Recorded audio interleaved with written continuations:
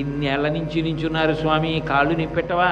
ఒక్క 5 నిమిషాలు కాళ్ళు పడతానండి అంటే, సరే పట్టు అంటే ఆ పట్టు పంచెలోకి చెయ్యి పెట్టి ఆయన కాళ్ళు పడుతుంటే, ఆ కాళ్ళు పడుతున్నప్పుడు ముందు కుడి చేతికి పైన ఉన్నటువంటి ఆ ఎముక తగులుతుంటే వెనకాతల స్వామివారి మోకాళ్ళ కిందకు వచ్చేటప్పటికి ఉబ్బెత్తుగా ఉన్నటువంటి ప్రాంతం మెత్తగా తగులుతుంటే ఆ మోకాళ్ళ వరకు పట్టి మళ్ళీ కిందకు వస్తూ ఆయన సంతోషంగా చూస్తూ తల మీద చెయ్యి పెడితే, అలభ్యాం బ్రహ్మాద్యై, బ్రహ్మాదులకు లభ్యం కాని ఆనందం అనుభవిస్తూ తల మీద పెట్టుకోనా అని అడిగినప్పుడు ఆయన అంగీకరించినప్పుడు ఆ పాదములను ఇలా పైకెత్తి తల మీద పెట్టుకున్న యోగి చూస్తాట అరికాళ్లలో. ఏది?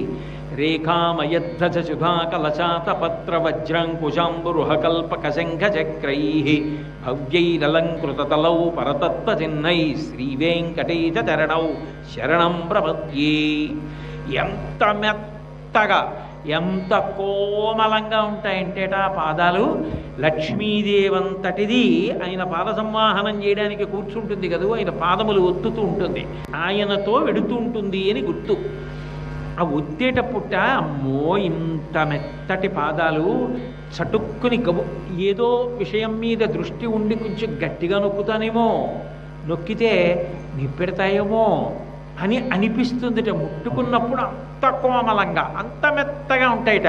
సప్రేమ భీతిక మలాకద పల్లవాభ్యాం సంవాహనేపి సపదిక్ల మమాథ దానౌ కాంతాభవంగమనసగోచరసౌ కుమార్యౌ శ్రీవేంకటేశ చరణౌ శరణం ప్రపద్యే. సప్రేమభీతి, ప్రేమ వలన పుట్టిన భయం. ఇంత మెత్తటి పాదాలు చటుక్కుని గబుక్కుని ఆలోచిస్తూ ఇలా అనను కదా, నిప్పెట్టదు కదా, చాలా పరాకుతో జాగ్రత్తగా మెల్లమెల్లగా ఒత్తుతాను కదా అనుకుంటూ ఒత్తుతుందిట.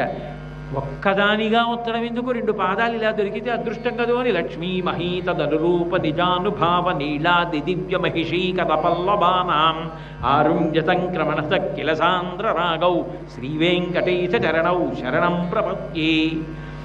ఆమెయే లక్ష్మి, ఆమెయే నీల, ఆమెయే భూదేవి. ఇన్ని రూపాలు పొంది అటు ఇటు కూర్చొని పాద సంవాహనం చేస్తుంటే ఆ నల్లని కాళ్ళ మీద ఎర్రటి అమ్మవారి చేతులు పెట్టి ఒత్తుతుంటే ఏదో నంది తిమ్మన గారు తన చెక్కుల కుంకుమ పత్రభంగ సంజనిత నవీన కాంతి విరజల్లక గద్గత కిన్నకంటి అంటాడు పారిజాతాభరణంలో. అలా ఆ వేళ్ళిలా నొక్కుతుంటే ఎర్రటి చేతుల్లోంటి వేళ్ల మధ్యలోంచి కాంతులు వచ్చి స్వామి పాదాల మీద పడుతుంటే, నల్లటి పాదాల మీద అమ్మవారి చేతుల ఎర్రటి కాంతులు పడుతుంటే ఎంత అద్భుతంగా ఉంటాయోట ఆ పాదాలు.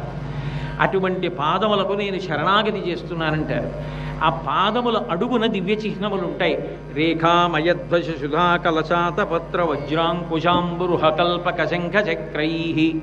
ఏమిటా రేఖలు అంటే, రేఖామయధ్వజ, ధ్వజము అంటే దేవాలయాల్లో ఉంటుంది కదా, ధ్వజస్తంభం అంటాం. ధ్వజాంధారయామి రాజోపచారాల్లో ఒకటి. ధ్వజము అంటే పొడుగ్గా ఉంటుంది. అలా వెళ్ళిపోతున్న వాళ్ళందరూ ఏం చేస్తారు, దేవాలయ ధ్వజస్తంభం చూసి దేవాలయ ధ్వజస్తంభానికో నమస్కారం చేస్తే దేవాలయం లోపలికి వెళ్ళి నమస్కారం చేసుకున్నట్టే. నేను బయట నుంచి వెళుతూ లోపలికి రావడానికి అవకాశం లేనప్పుడు ధ్వజానికి నమస్కరించి వెళ్ళిపోతారు. ధ్వజం ఎత్తుగా ఉండి మంగళప్రదంగా ఉంటుంది. సమాజంలో నువ్వు అందరి చేత ధ్వజస్తంభంలా గౌరవింపబడతావు. అంత గౌరవింపబడడానికి వీలైన మంచి పనులు నీ చేత చేయించి కీర్తినిస్తానని చెప్పడానికి ధ్వజాన్ని పాదాలలో ధరిస్తాట. అందుకని రేఖామయధ్వజ సుధాకలశ, అమృత కలశం.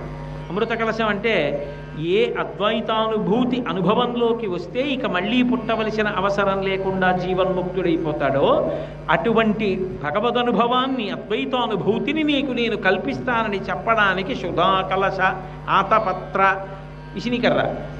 విసినికర్ర పెట్టి విసిరుకుంటే తాపం పోతుంది. ఆది భౌతిక, ఆది దైవిక, ఆధ్యాత్మికములనేటటువంటి 3 తాపములను నేను తొలగిస్తానని చెప్పడానికి ఆతపత్రం పాదంలో ఉంటుంది. కాబట్టి ఆతపత్ర వజ్రాంకుశాంబురుహకల్పక శంఖ చక్రై. వజ్రం ధరించి ఉంటాడు, వజ్ర రేఖ ఉంటుంది. ఆ వజ్రము దేనికి గుర్తు అంటే, వజ్రం వజ్రేన భిన్నయేత్.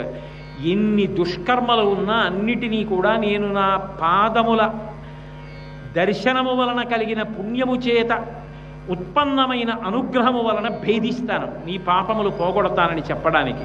గద ఉంటుంది. ఎటువంటి రాక్షసుల్ని కూడా నేను సంహరించగలిగిన వాడను.